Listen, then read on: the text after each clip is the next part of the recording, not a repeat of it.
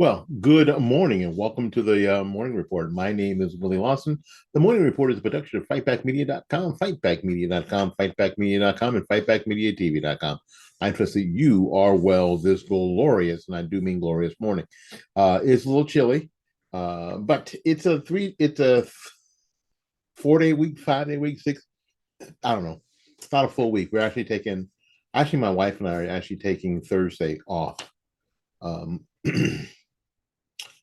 it's sort of the same for my wife as she is working Saturday, and so am I. But I normally work on Saturday, so I'm looking forward to an additional day off. We take Sunday off, obviously, and I'm looking forward to an additional day off. As you'll find out if you follow our channel together here on YouTube, my wife and our channel, Deb's Life. Um, but I'm looking forward to some time off. We have, and if you see me sort of doing this, is because we got a new setup here for the camera. We hope that's going to work well. Different, a little different lighting that we hope is going to work well. And it's hard when you don't have the nice glasses because you got like all that going on. So please excuse me. Last night was a pretty tense night at Michigan State University, and we're going to talk about that pretty much exclusively. Again, if you have any comments about what happened there, make sure when you write them in the comment section that you are factual and that you are respectful. People have been injured and killed, so this is pretty serious. We'll be back with more of that right after these messages.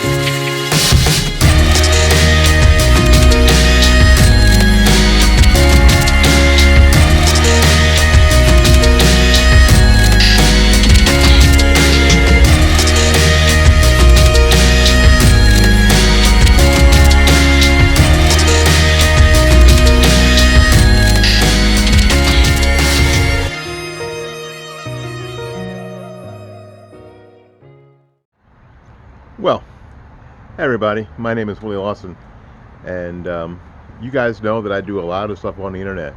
And you may think with what's happening on Twitter and what's happening on Facebook and what happened to Parler that the mainstream social media sources are really trying to rid themselves of conservative voices. And you'd be right. They most certainly are. But you know what? It isn't as bad as you think it is. It's worse. But there are people who are willing to be platformed for free speech. One of those places is freedomforum.website. Freedomforum.website. You can go there and speak your mind. So come join us. Enjoy the freedom. Enjoy the fun. If you are a true blue conservative, small businesses are near and dear to your heart.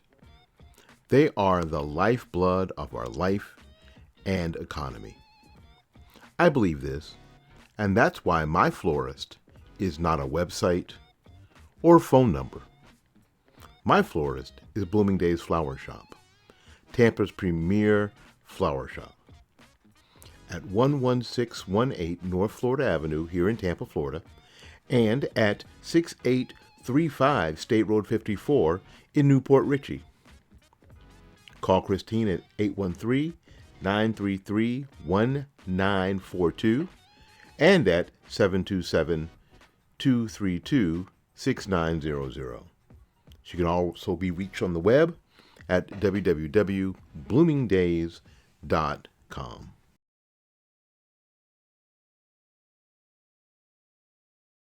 One of the things that I get asked most is where can I get information that is not tainted with liberal bias, especially here in the Tampa Bay area.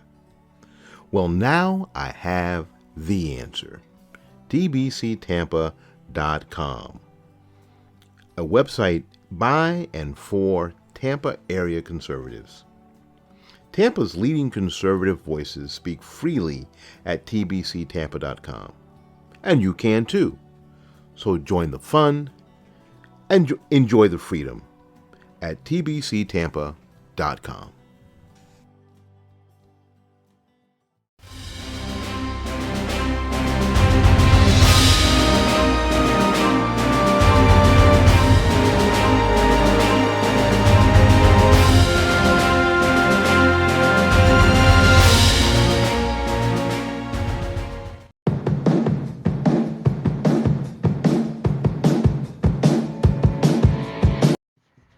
My name is Willie Lawson, and this is the Morning Report.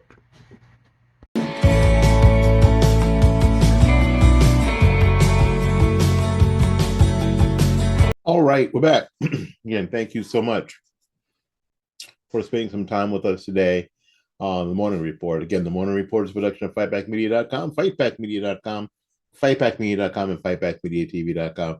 We are thrilled that you are with us on this Tuesday morning. It's Valentine's Day. Did you screw that up, guys? Now you're scrambling. Of course you are. Of course you are. It isn't like you didn't know. It isn't like you don't own a calendar. Because you got one on your phone. So there you go. Couldn't see it for a second. You got one there on your phone. So you screwed it up. Congratulations. All right. Last night, there was an incident at the University of Michigan. I mean, I keep saying the University of Michigan, but it was Michigan State University. Unfortunately, 3 people lost their lives. 3 people are dead after a tragic mass shooting on the campus of Michigan State University. 5 others were wounded in the assault. The suspect opened fire at different locations. The first being Berkeley Hall, a little after 8:15 p.m. The school issued a shelter-in-place alert around 8:31. Some 16 minutes later, the shooter is said to have also made his way to the MSU Student Union. Lots of updates on Twitter. The suspect and it says this is from the MSU Police and Public Safety Twitter account.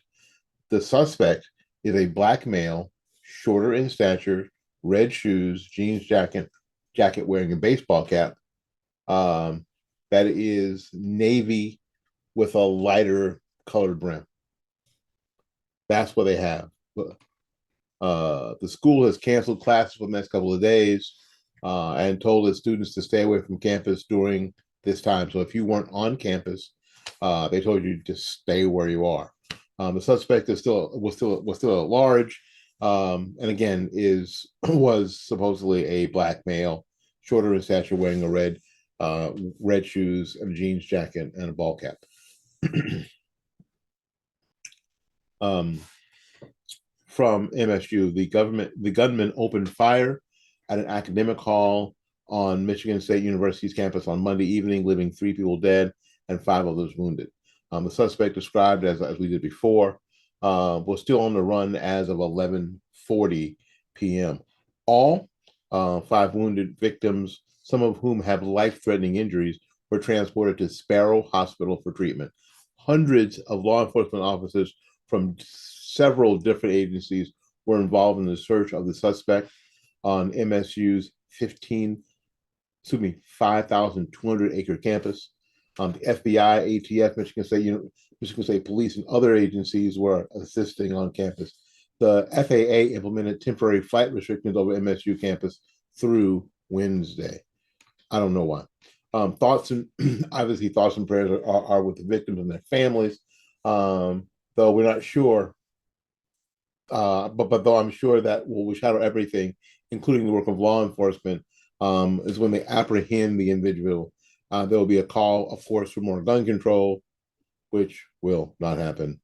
We'll see what happens now. Here's the update. He has been the shooter has been found, and when they approached him, he of course blew his brains out.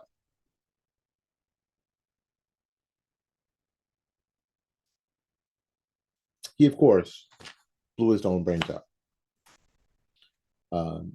So I guess we're not going to find out why. Um, Now here's a bad thing. As this was going on, I'm sure because we came in. Obviously, we're doing this late. I'm not doing this first thing in the morning. We're doing this at is this morning report, 12:54 a.m. So we've come in late on this because we want to always make sure that we're giving you correct information. We mentioned this a little bit yesterday.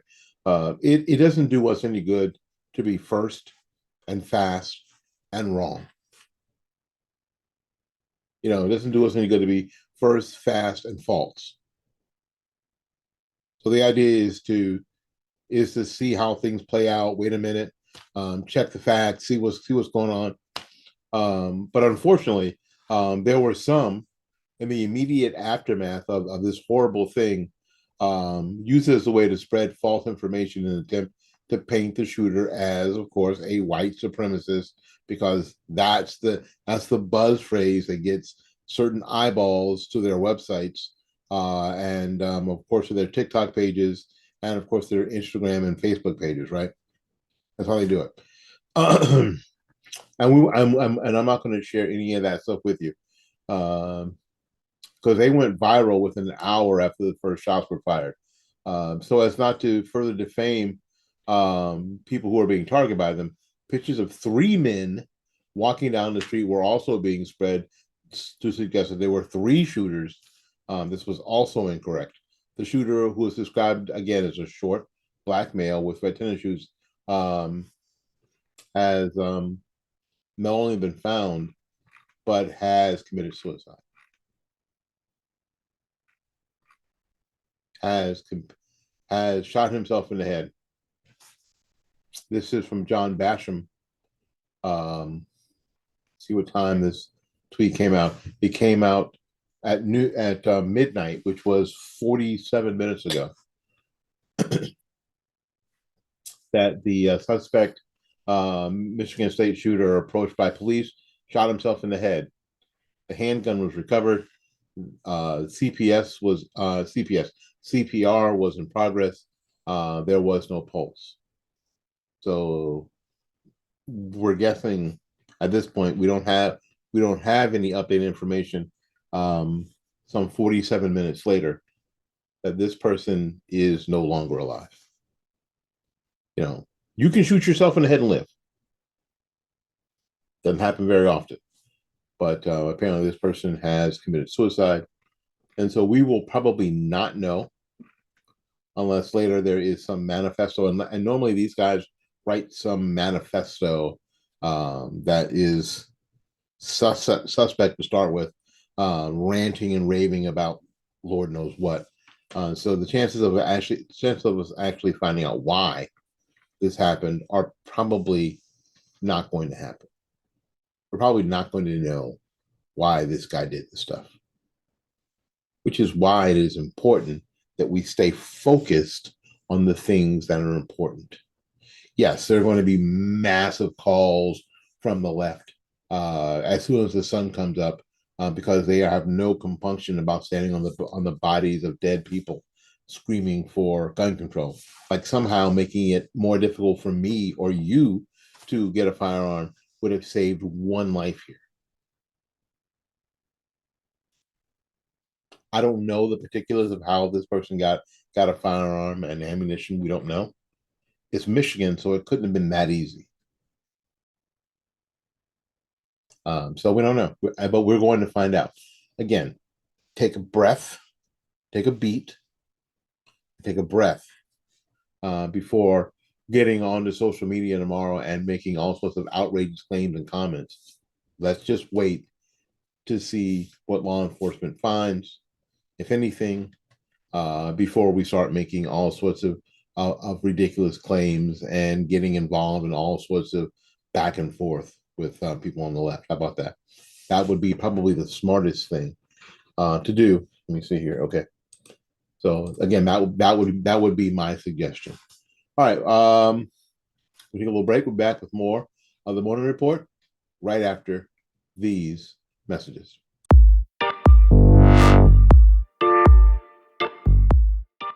So is it okay now? Because it was, I mean, during the Trump administration, it is okay to talk about the president's. Yeah, we talked about mental health elderly, so let's talk about this guy mental health. The president's mental acuity, because there's sometimes where it seems to be lacking. Have you seen? Sometimes. Yeah, sometimes it's especially bad. I mean, I'm talking about sometimes it's like really bad. Like, have you seen the picture? I was told not to take any questions. I was told not to take any questions. They're going to be mad at me. They're going to be mad at me. Mr. President, are you the president or were you five? You see, what I want. See, the next question is, excuse me, I was told to call on what you call it for NBC. Who's telling you to call on? That's the question that we ought to be asking. Who's telling you this? I mean, I don't understand why nobody won't ask that question. Is Jen Psaki actually the president? Who's telling you to call on these people in the media? Is Jen Psaki actually the president? Probably so.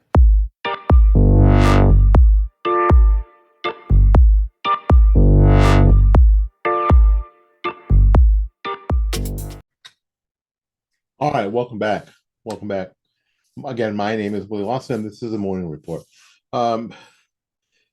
Just a couple of days ago, less than 2 weeks ago, there was a balloon that was spotted over the Aleutian Islands in Alaska that the Biden administration and the military let float over the entire breadth of the continent. We knew pretty early on that this was a spy balloon. My God, we're talking about spy balloons from China that was collecting that was probably collecting data and was probably sending it back to China in real time.